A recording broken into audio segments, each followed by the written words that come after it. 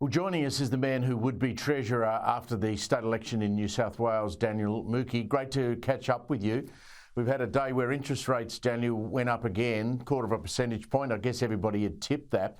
But I'm very interested to know, as Treasurer of New South Wales, if you were to win the election, what would you say to home owners and buyers living in New South Wales and Sydney, of course, the most expensive housing market in the country? Yeah, not the news that homeowners would wanted to hear today. Just as worrying with the RBA flagging that there's more rates rises to come. My message is really simple. People need a government in New South Wales that's on their side, that will bring an end to the privatisations that have seen power prices go up, that will stop selling off our roads, that means tolls go up too, and ultimately will manage the budget responsibly so we're not making this inflation crisis worse and putting more upward pressure on interest rates. And that's what you'll get if I happen to be the Treasurer. We'll get onto that mid-year budget review that was released by the coalition government today. The numbers there are horrific. I wanted to, though, ask you about poker machines. I mean, clearly there's going to be a point of difference between you in the campaign and Dominic Perrottet's changes that he wants to make to poker machines. Those changes, if they were to come in, have you calculated what sort of a hole that would blow in the budget?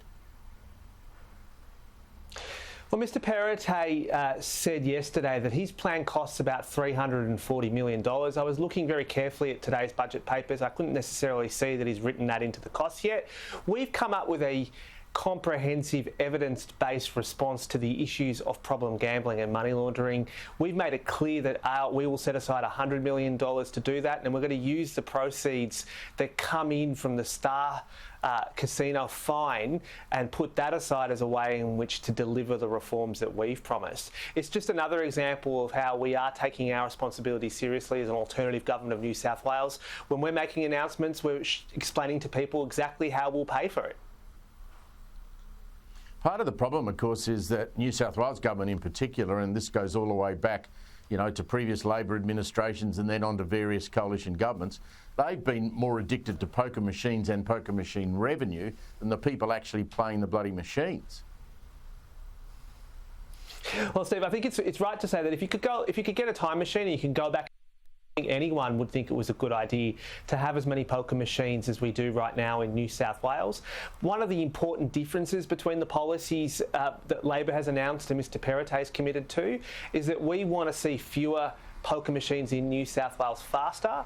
Under the plan that we've released, we reckon we can get 9,500 of them out of the state within 5 years. Mr Perrottet has said that he's going to buy back just 2,000 of them. Now, we don't think buybacks are a bad idea at all. We adopted that. We thought it was a good idea that he put on the table, but it's quite clear in terms of one of the key differences in the approach between Labor and Liberal at this election is that our policy is set to deliver fewer machines faster than Mr Perrottet.